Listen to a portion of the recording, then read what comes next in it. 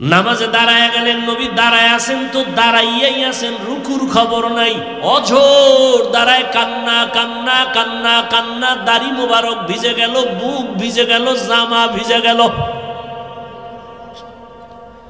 দীর্ঘ টাইম নবী কান্নার পর রুকুর মধ্যে গেলেন, আর মাথা উঠান না, কান্না কান্না কান্না, উঠেন না। আমি চুপচাপ নবীর অবস্থাটা দেখতেছি, নবীরে বুঝতে দেই না, আমি ঘুমের বাহানা করে আছি। নবী কাঁদতেছেন। রুকুর থেকে যখন সেজদায় গেলেন, কয় রাকাতে? প্রথম রাকাতে। সেজদায় যাইয়া কি কান্না, আমার মায়ার নবীর কান্না রে বাবা। নবীর কোনো গুনাহ নাই, ওই নবী সেজদায় এমন কান্না শুরু করলেন। প্রথম রাকাতের প্রথম সিজদা, কান্না কান্না কান্না, এত দীর্ঘ টাইমের কান্না। ইতিমধ্যে বেলাল রাদিয়াল্লাহু আনহু আয়েশা পিছন থেকে আওয়াজ দিছে, নবীজি উঠছেননি, ফজরের আজানের সময় কাছাকাছি। মাত্র প্রথম রাকাত নামাজ, দ্বিতীয় রাকাতের এখনো নামাজে নবী দাঁড়ান নাই। বেলাল আয়েশা বলেন, ফজরের সময় কাছাকাছি। আম্মা জান আয়েশা বলে, কি শুনবা আমার মায়ার নবীর আশ্চর্য জীবনের কথা। আর ওই উম্মতেরা ওই নবীরে চিন্নি না রে যুবক। 5 বেলার নামাজ পড়বা, মা বাবার দোয়া নিয়ে চলবা। তোমার পেছনে তাবলীগওয়ালারা মেহনত করে, কি দরকার ছিল আমি তোমার পায়ে ধরে ধরে বুঝানের রে বাবা। আমি হুজুর যদিও সাধারণভাবে চলি, কিন্তু আমার পাশে কেউ দাঁড়াইলে কেউ গন্ধ পাবে না। কিন্তু তুমি কেমন না পাক, তোমার জামা কাপড় ময়লা, তোমার শরীর থেকে গন্ধ, তুমি বিড়ি পান করো গন্ধ, তুমি অন্য নেশা করো গন্ধ। কিন্তু এরপরও কি ঠেকা তাবলীগওয়ালাদের, আলেমদের যে তোমার পায়ে ধরে ধরে বারবার বুঝায়, মাথায় হাত দিয়া বুঝায়। তোমার পিছনে সময় দেওয়ার দরকার কি? তুমি জাহান্নামে গেলে আমার কি? তুমি আযাবে আগুনে পুড়লে আমার কি? কিন্তু না, এই 12 মাস আলেম ওলামারা, জুমার দিন খতিব সাহেবরা, ইমাম সাহেবরা কত বুঝান না, তুমগো বুঝায়, একটা গালিও দেয় না, খারাপ কথা বলে না। বরং তোমরা নামাজ পড়ো না, টুপি পড়ো না, আল্লাহ মানো না, নবী মানো না, এরপর আলেমরে কত খারাপ কথা বলো। কোনদিন আলেম তোমার খারাপ কথার জবাব দেয় না। কত খারাপ কথা বলো, ইমাম সাহেব তোমার খারাপ কথার জবাব দেয় না, বরং দেখা হলে সালাম দেয়, জানে তুমি গালি দিছো, কিন্তু সামনে এসে হাসি দিয়া কয় কেমন আছেন, কয় হুজুর আমি অসুস্থ, কয় মসজিদে আজকে নামাজে দোয়া কইরা দিমু। ইমাম সাহেব কোনোদিন কারো ব্যাপারে বরদোয়া করে না, সবার জন্য দোয়া করে। হেদায়েতের মালিক আমার আল্লাহ, ওই আল্লাহর মোহাব্বত অন্তরে জমা কইরে একটু তৈরি হয়ে যাও।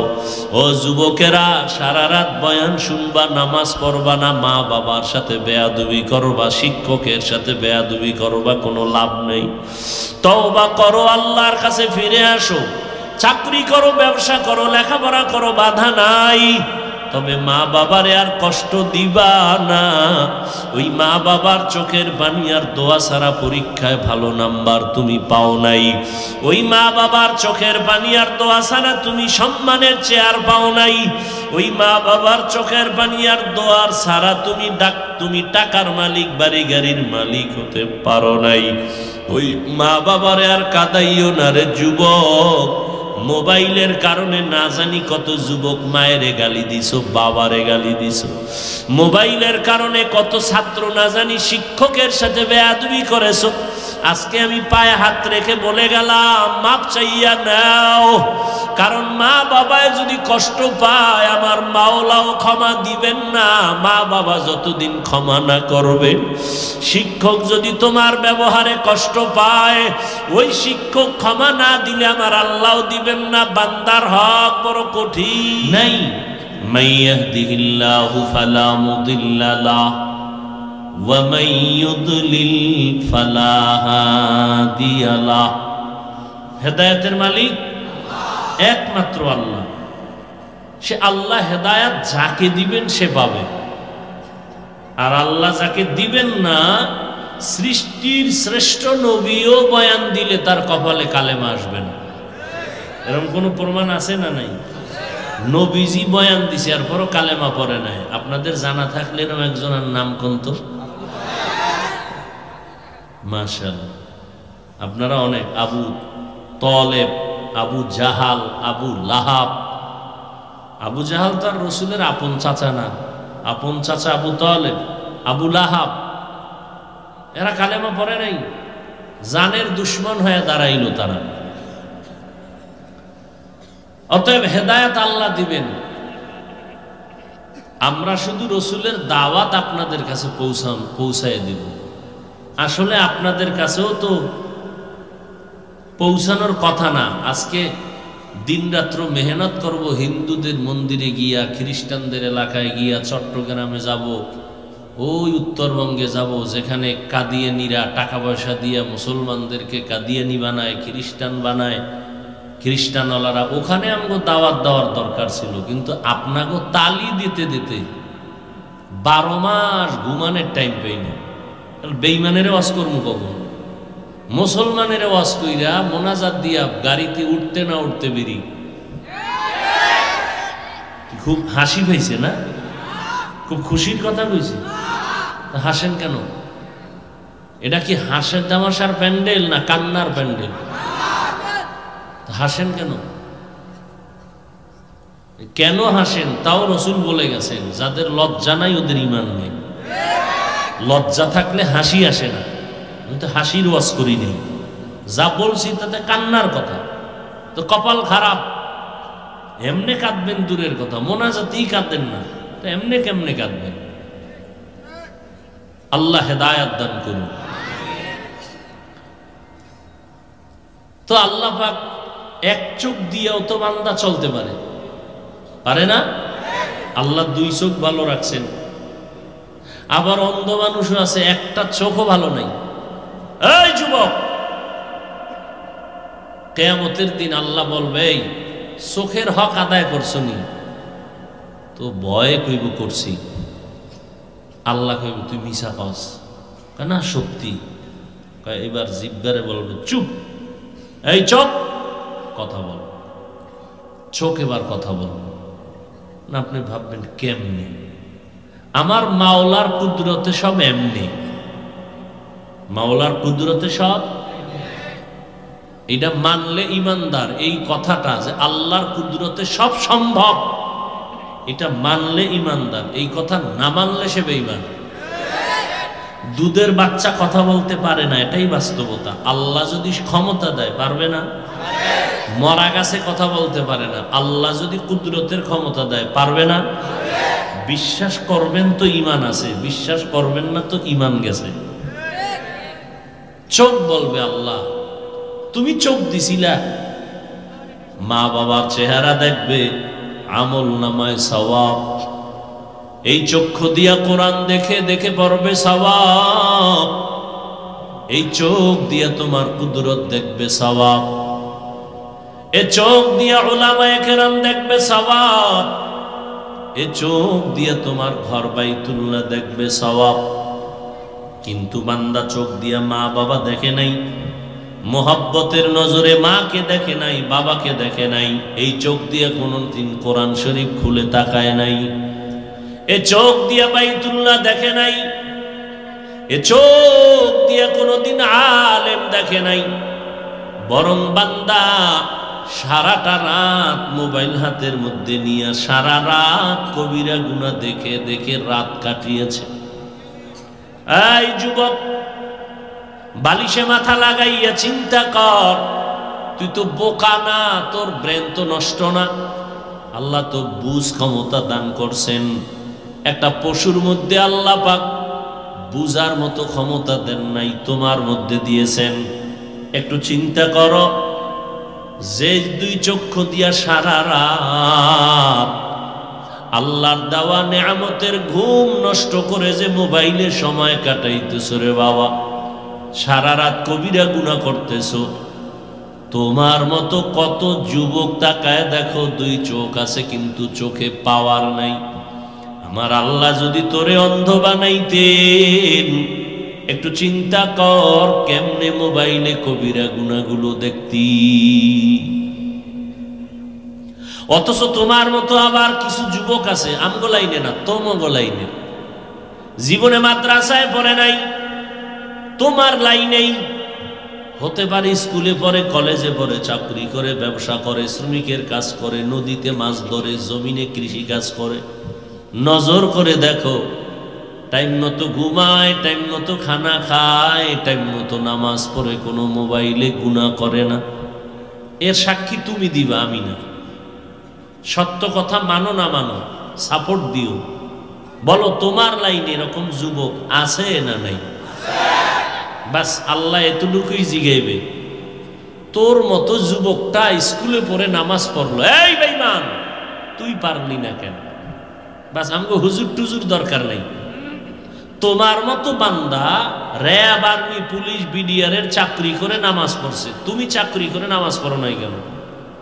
তোমার মতো বান্দা ময়দানে কৃষিকাজ করিয়াও গামছা বিছাইয়া নামাজ পড়ছে, তুমি পড়লা না কেন? আমগো হুজুর দরকার নাই। তোমার কপালে জুতার বাড়ির জন্য তোমার লাইনের মানুষটাই যথেষ্ট। কি জবাব দিবা আল্লাহর আদালত? এই জমিনের ভিতরে শ্রেষ্ঠ মানুষ হলো নবীগণ, আম্বিয়া কেরাম। তারপরে শ্রেষ্ঠ মানুষ সাহাবায়ে কেরাম। সমস্ত নবীদের ভিতরে শ্রেষ্ঠ রাহমাতুল লিল আলামিন।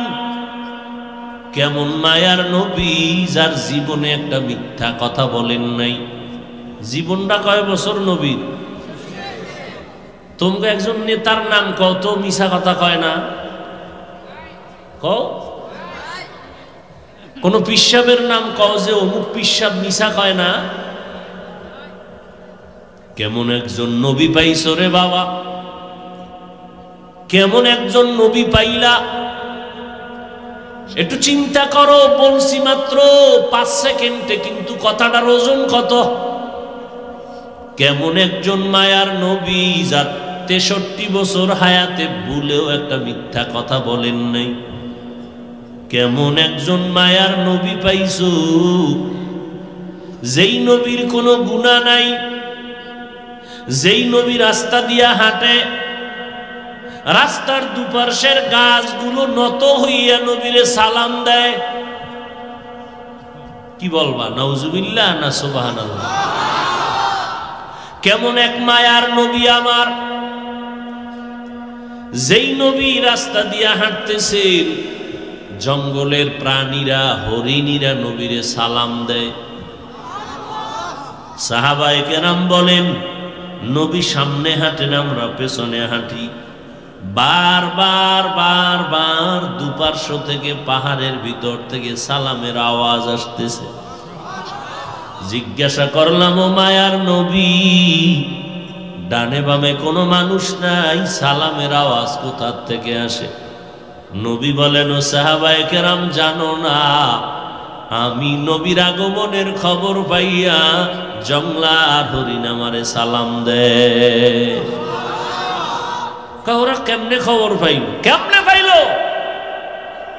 কোন বার্তাবাহক বলে নাই নবী আসতেছে। এমপি সাহেব কোথাও দিয়ে গেলে তার ভক্ত আগে আইসা বলে, এমপি আসবে, রাস্তা ক্লিয়ার করো। মন্ত্রী সাহেব আসবে, রাস্তা ক্লিয়ার করো। আমার নবী এমন এক নবী, যেখান থেকে হেঁটে যায় কাউকে বলতে হয় না রাস্তা ক্লিয়ার করো। নবী বলেন, আমি আসছি, জানলো কেমনে? নবীজির শরীর মোবারক থেকে মেশকের ঘ্রাণ। এই শরীর আর কারো আছে? নবী যেখানে কদম মোবারক রাখেন, দীর্ঘ বছর ওই জায়গা থেকে শুধু ঘ্রাণ আর ঘ্রাণ। নবীজির শরীর মোবারক একটা মশা মাছি পড়ে না হারাম। নবী মাথার উপর একটা মেঘের খণ্ড ছায়া দেয়, নবী যেখানে যায় মেঘের খণ্ড ছায়া দেয় কেন? সূর্যের গরম যেন নবীরে কষ্ট না দিতে পারে। কেমন মায়ার নবী আমার, যেই নবীর চেহারার দিকে একবার নজর করলে জাহান্নামের আগুন হারাম হয়ে যায়। কেমন নবী আমার, দীর্ঘদিন পেটে ক্ষুধা, একটা নজর যদি আমার নবীর দিকে তাকায় সাথে সাথে ক্ষুধা থাকে না। এমন একজন নবী পাইলা, ওই নবীও আম্মাজান আয়েশা রাদিয়াল্লাহু আনহা নবীর কি হয়? নবীর স্ত্রী। যুবক কিচ্ছুই জানো না, ডাক্তার হ, প্রফেসর হ, ইঞ্জিনিয়ার হ, তবে এই গ্রাম্য ডাক্তার হইও না রে বাবা, দিলকে বড় বানা। ডাক্তার যদি হও জিদ কর, জিদ। ডাক্তার যদি হও তো জাতীয় না হয় আন্তর্জাতিক পর্যায়ের ডাক্তার হবা। ইঞ্জিনিয়ার যদি হও তো জাতীয় পর্যায়ের ইঞ্জিনিয়ার হওয়ার নিয়তে লেখাপড়া করো। আর ওই মানে আল্লাহ তোমারে নিতে পারে এই বিষয়ে কোনো সন্দেহ আছে? আল্লাহ পারে না?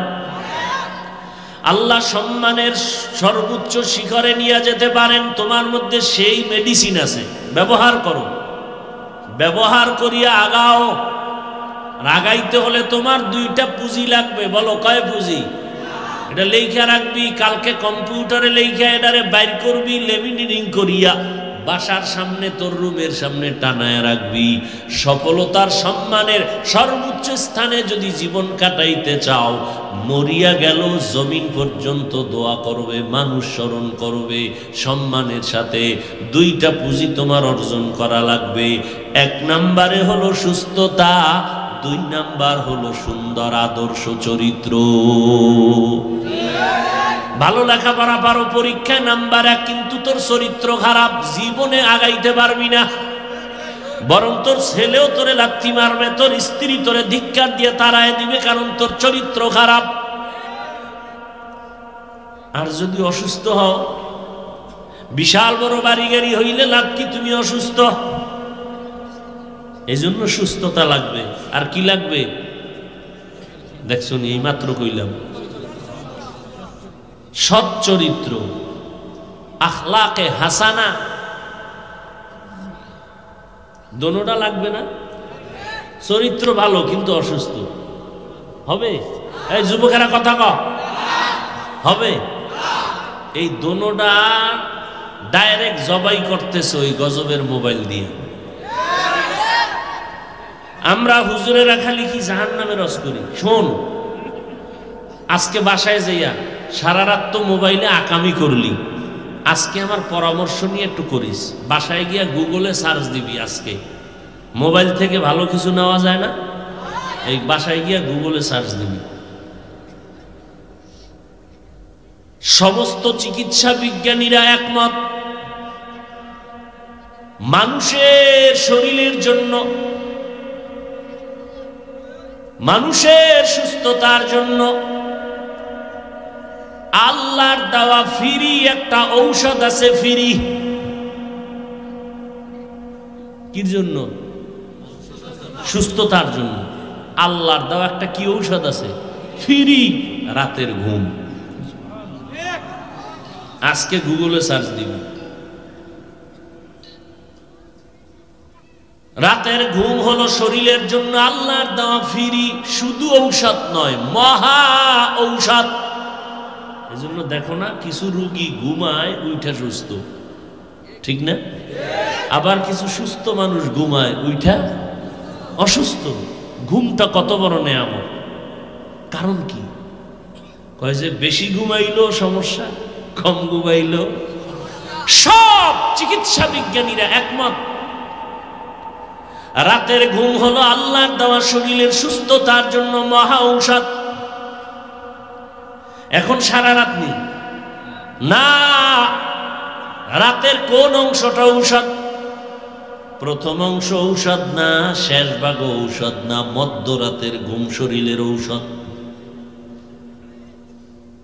মধ্যরাতের ঘুম 10টা 11টার পরে 2টা 3টা পর্যন্ত, এরপরে ঘুম শরীরের ঔষধ না। এই জন্য দেখছো নি দৈনিক 5 বার আজান হয়, ফজরের আজানটা একটু আলাদা। আজান আলাদা কি? আলাদা কি? আসসালাতু অর্থ কি? কি সারা রাতের ঘুম থেকে নামাজ ভালো? হ্যাঁ, কোন ঘুম থেকে নামাজ ভালো? মাঝখানের ঘুম, মধ্যরাতের ঘুম, কোন রাত?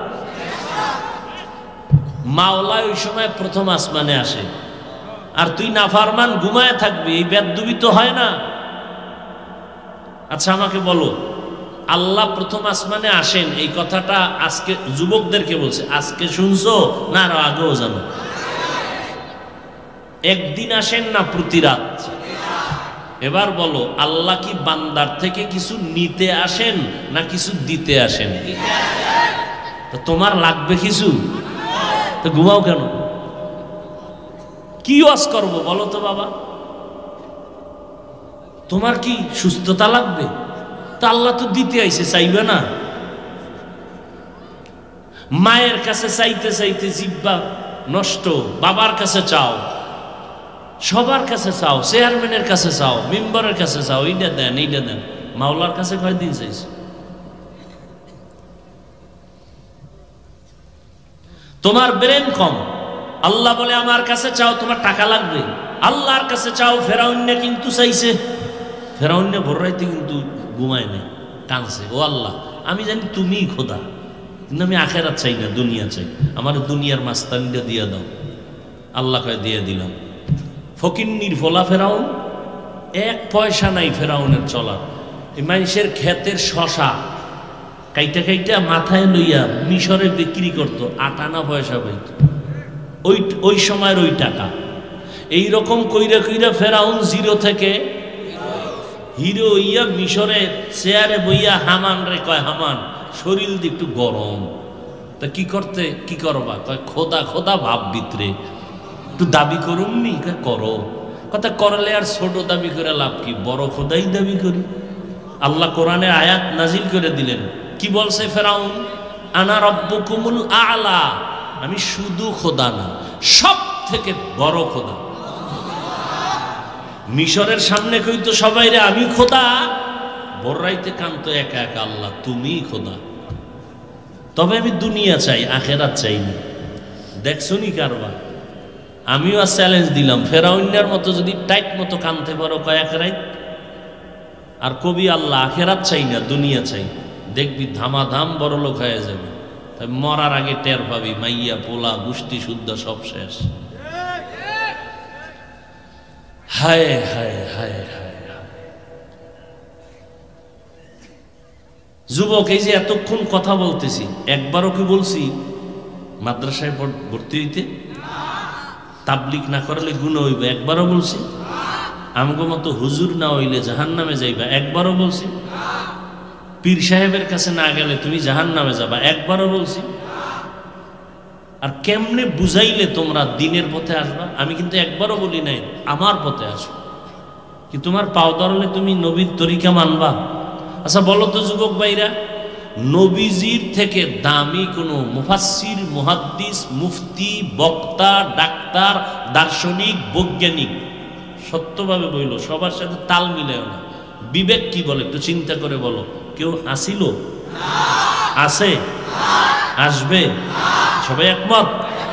ওই নবীজির আদর্শ, চরিত্র, আখলাক, নিয়ম, পদ্ধতি, এটা উত্তম না নবীর থেকে আরো উত্তম আদর্শ কারো কাছে আছে? নাই। নবীরটা শ্রেষ্ঠ। তাহলে নবীর আদর্শের মধ্যে কি চুল কাটার নিয়ম আছে? নখ কাটার নিয়ম আছে? তুমি বেঈমানের লাইনে চুল কাটলা কেন? আমার ওয়াজ সহজ, কোনো পেঁচগোছ নেই, বিবেকে ধরে বলতেছো নবীরটা শ্রেষ্ঠ। আমি চ্যালেঞ্জ দিলাম, যদি একজন যুবক দাঁড়ায় কয় হাফিজ ভাই নবীর আদর্শ ছাড়া আর একজনের কাছে ভালো আদর্শ আছে, কসম আল্লাহর আমি নবীরটা বাদ দিয়ে ওইটা নিব। নাম্বার 2, যদি বলতে পারো বেঈমানের লাইনে নখ কাটলে, চুল কাটলে চোখের জ্যোতি বাড়ে, যৌবন বাড়ে, স্বাস্থ্য ভালো থাকে, সুস্থতা থাকা যায়, একটা কও। আমি তো অনেকগুলো গেলাম, তুমি একটা কও দাঁড়ায় যে হাফিজ ভাই বেঈমানের লাইনে চললে তাহলে রোগশোক হয় না, বেঈমানের লাইনে চুল কাটলে মাথা অল টাইম ঠান্ডা থাকে, গরম থাকে না, এরকম একটা কও আমি এখন ওই বেঈমানের লাইনে চলে যাব। যুবক বলো, যদি বলো নাই তা প্রশ্নের জবাব দাও, বেঈমানের লাইনে গেলা কেন? কি স্বার্থ কি? আমার নবীরটা বাদ দিয়ে গেলা কেন? আবার তুমি চাপাবাজি করবা তুমি রসুলের আশেক, তো ভণ্ড কারা? আমরা। তুমি চুল বেঈমানের লাইনে কাটলা, নখ কাটলা, দাড়ি কাটলা, এরপরে তুমি যদি কও তুমি আশেক, তো ভণ্ড কারা? আমরা। সহজ কথা। হয়তো আমরা আশেক তোমরা ভণ্ড, না হয় তোমরা আশেক আমরা ভণ্ড।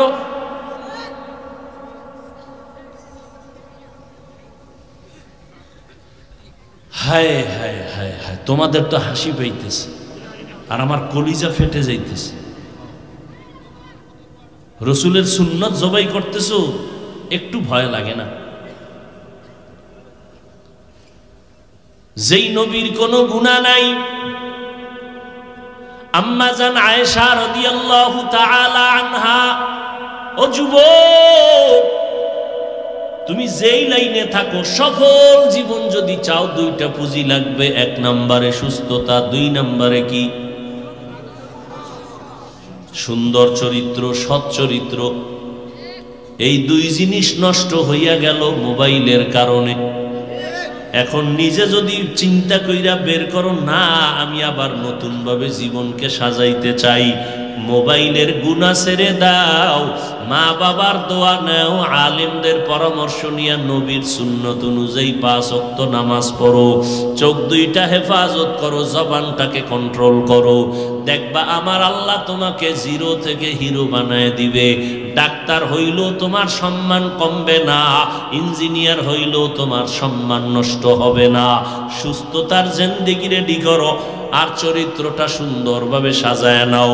তোমার জবানের ব্যবহারে মা বাবা যেন কখনো কষ্ট না পায়, আলেম কষ্ট না পায়, এলাকার মুরব্বীরা কষ্ট না পায়, তোমার বন্ধু বান্ধবেরা যেন কষ্ট না পায়। মনের মাঝে মাঝে বুঝাইও রে মন, হাফিজ ভাই যা বললে এটা তো আমাদের লাইনেই বলল, আর আমারে একা চাপায় দেয় নাই, আমাদের লাইনেও তো বহু যুবক আছে নামাজ ছাড়ে না। ঢাকা বিশ্ববিদ্যালয়ে যাইয়া দেখবা, জাহাঙ্গীরনগরে গিয়া দেখবা, মাথায় পাগড়ি লাগানো, লম্বা দাড়ি, লম্বা জামা, পেছন দিক দিয়া তাকাইলে মনে হয় বাইতুল মুকাররমের খতিব। ভাইজান আপনার এই সুরত কেন? কোন মাদ্রাসায় পড়াইছেন? কয় না আমি ঢাকা কলেজের ছেলে। এই সুন্দর চরিত্র কেন? এই সুন্দর সিরাত সুরাত কেন? বলে কোরআন ওয়ালার সাথে সম্পর্ক লাগাইছি। আমি কিন্তু একবারও বলি না আমগো মতো হুজুর হয়ে যাও। আর কেমনে বলবো বলো বাবা?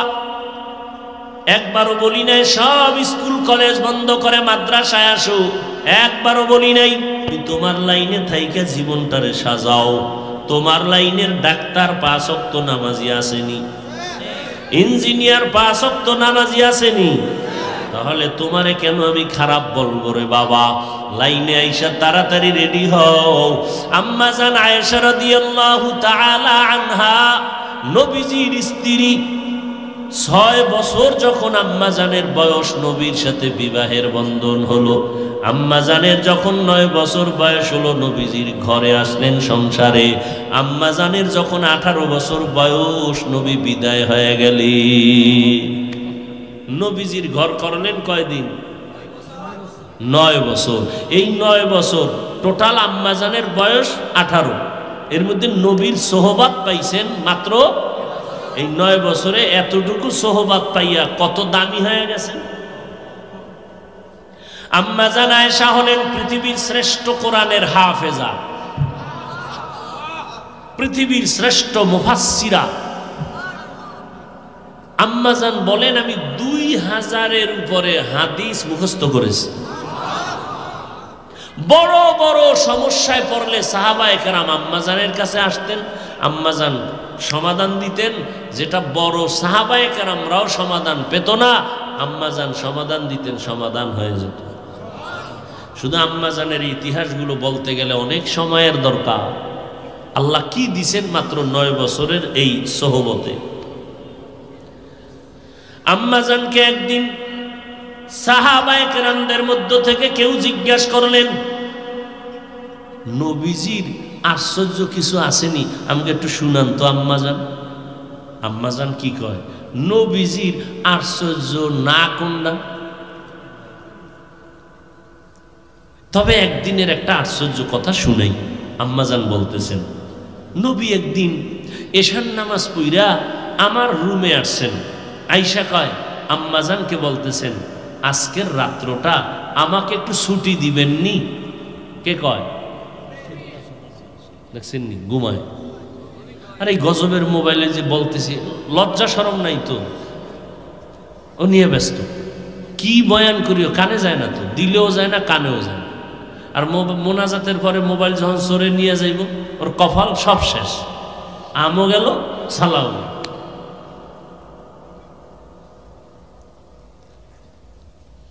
নবীজি আম্মাজানকে কোন সময় বলতেছেন? এশার নামাজ পড়ে ঘরে আইসা বলেন, আজকের রাত্রের জন্য কি চাই? দেখছেন নি কারণ? আল্লাহ আমাদের মাফ করে দেয়। নবীজির মতো ব্যক্তি আম্মাজানকে বলেন, আজকের রাত্রের জন্য একটু কি চাই? আর আমার পুরুষ বাবারা ঘরের মধ্যে স্ত্রী রেখে কোথায় যাও খবর নাই, আছে না নাই? নবী বলেন, ও আবু বকরের মেয়ে, আমাকে আজকে রাতের জন্য একটু ছুটি দেন। আম্মাজান বলেন, আমি সাথে সাথে বললাম, আলহামদুলিল্লাহ, কবুল করলাম। আম্মাজান বলেন, আমি নবীজির এই কথা বলা মাত্র দেখলাম নবী জায়নামাজ নিয়া আমার রুমের ভিতরে এক সাইডে নামাজের জায়নামাজ বিছায় নামাজে দাঁড়ায় গেলেন। নামাজে দাঁড়ায় গেলেন। নবী দাঁড়ায় আছেন তো দাঁড়াইয়াই আছেন, রুকুর খবর নাই, অঝোর দাঁড়ায় কান্না কান্না কান্না কান্না, দাড়ি মোবারক ভিজে গেল, বুক ভিজে গেল, জামা ভিজে গেল। দীর্ঘ টাইম নবী কান্নার পর রুকুর মধ্যে গেলেন, আর মাথা উঠান না, কান্না কান্না কান্না, উঠেন না। আমি চুপচাপ নবীর অবস্থাটা দেখতেছি, নবীরে বুঝতে দেই না, আমি ঘুমের বাহানা করে আছি। নবী কাঁদতেছেন। রুকুর থেকে যখন সেজদায় গেলেন, কয় রাকাতে? প্রথম রাকাতে। সেজদায় যাইয়া কি কান্না, আমার মায়ার নবীর কান্না রে বাবা। নবীর কোনো গুনাহ নাই, ওই নবী সেজদায় এমন কান্না শুরু করলেন। প্রথম রাকাতের প্রথম সিজদা, কান্না কান্না কান্না, এত দীর্ঘ টাইমের কান্না।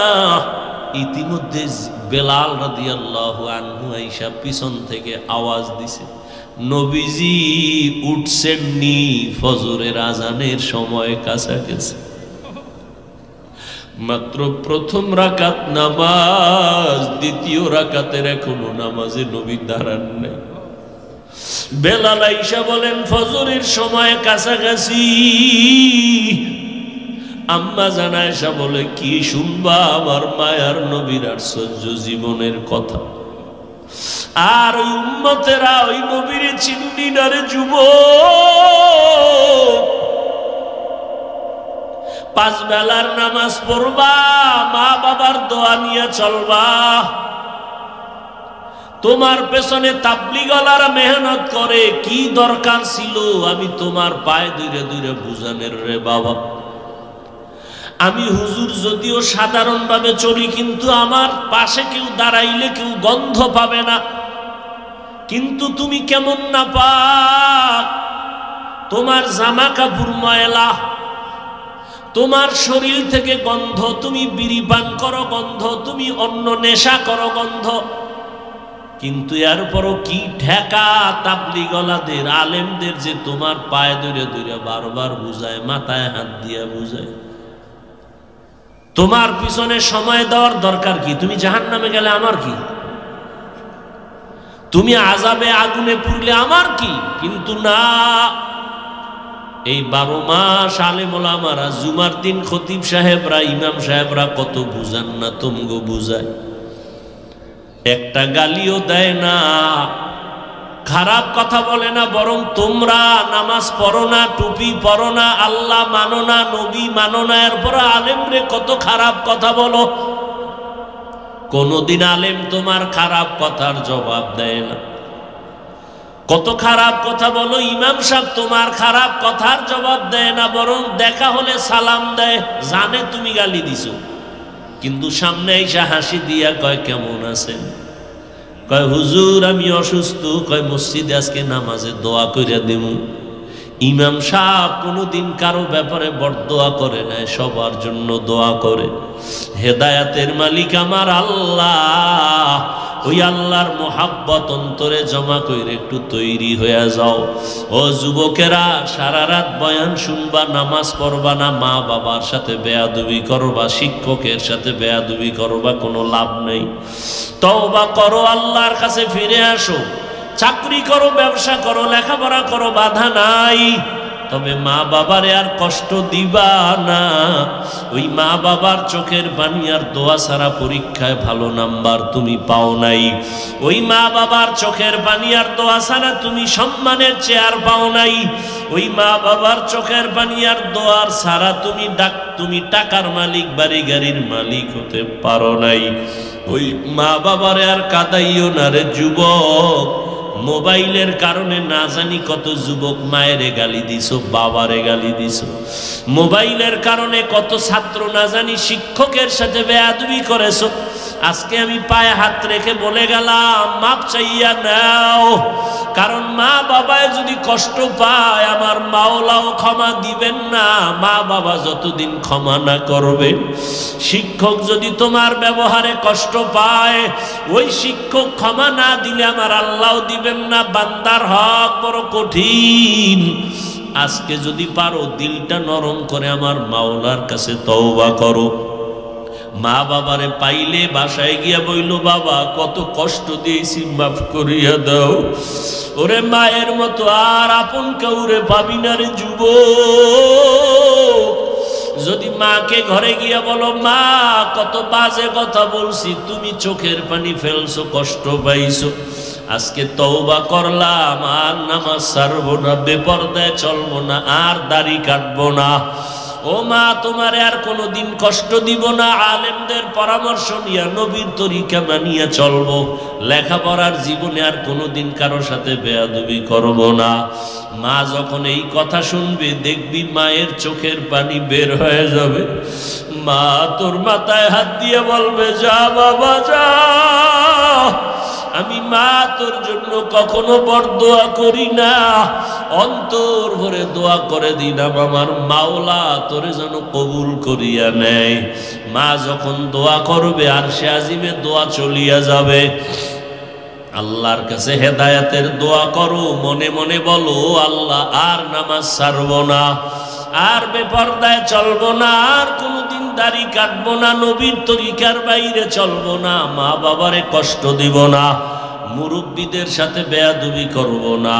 তওবা করার মতো যদি নিয়ত হয়, মুনাফিকি দুর্বলতা যদি অন্তরে না থাকে, দুইটা হাত আমার মাওলাকে দেখাইয়া দাও। ও আল্লাহ, তাকায় দেখেন কারা তওবার জন্য হাত তুলেছেন। জীবনে গুনাহ কইরা নাপাক করে ফেলছি আমার দুটো হাত। ওরে মাওলার একটু বলো, ও আল্লাহ, গুনার কারণে আমার জিহ্বা নাপাক, আমার চোখ নাপাক, আমার অন্তর নাপাক, আমার হাত নাপাক। আয় আল্লাহ, আজকে তওবার জন্য হাত উঠাইয়া ফেললাম রে আল্লাহ।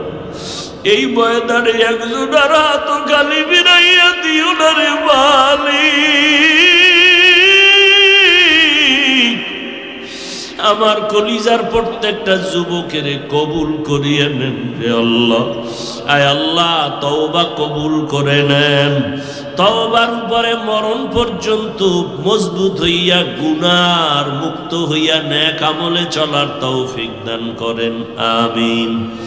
আলহামদুলিল্লাহি রাব্বিল আলামিন ওয়াসসালাতু ওয়াসসালামু আলা সাইয়্যিদিল আমবিয়াই ওয়াল মুরসালিন ওয়া আলা আলিহি ওয়া আসহাবিহি আজমাইন।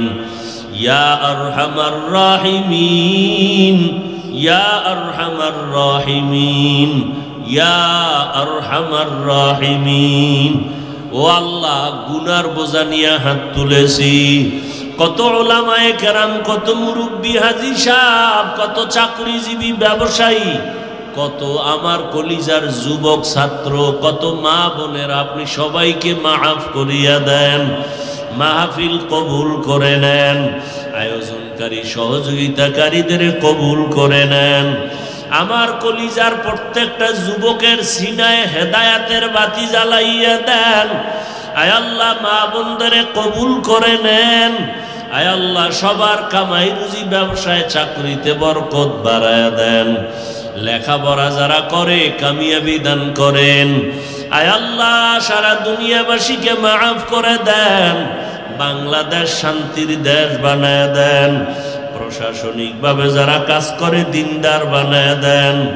আয় আল্লাহ, আদবওয়ালা জিন্দেগি দান করেন। আমার কলিজার যুবকদের নামাজি, কোরআন পড়নেওয়ালা বানায় দেন। আয় আল্লাহ, বেয়াদবির থেকে হেফাজত করেন, চলার পথে হেফাজত করেন। আয় আল্লাহ, আওয়াজে ইখলাস, রুহানিয়ত বাড়ায় দেন। আয় আল্লাহ, আমরা যারা হাত তুলেছি জানি নেই ময়দানে কারা ইয়াতীম, মা বলিয়া ডাক দিতে পারে না, বাবা বলে ডাকতে পারে না। আয় আল্লাহ, ওই মা বাবা কবর থেকে দোয়া চায়, ও সন্তানেরা কেমনে আরামে ঘুমাও। ওই মা বাবার চেহারাটাও কি মনে পড়ে না? ওই মা বাবার জন্য কি মায়া হয় না? ও যুবকেরা, ওই মার জন্য কি একটু মায়া লাগে না? মা বাবারে কষ্ট দিয়া আগাইতে পারবা না রে বাবা। দুই ফোঁটা চোখের পানি সারিয়া কাঁদো আর মা বাবার জন্য দোয়া করো। আল্লাহ সবার কবর জান্নাত বানায় দেন। যারা বেঁচে আছেন হায়াত বাড়ায় দেন। অসুস্থ যারা সুস্থ বানায় দেন। আয় আল্লাহ, আমাদের সবাইকে আপনার গোলাম বানায় দেন, নবীর আশেক বানায় দেন, সুন্নাতওয়ালা জিন্দেগি দান করেন, মুখালিফের মুআফিক বানায় দেন। আয় আল্লাহ, মাদ্রাসা মসজিদ কবুল করে নেন, অন্যান্য শিক্ষা প্রতিষ্ঠান নবীর আদর্শে কবুল করে নেন। ঢাকাতে মাদ্রাসার খেদমত করি, কবুল করে নেন।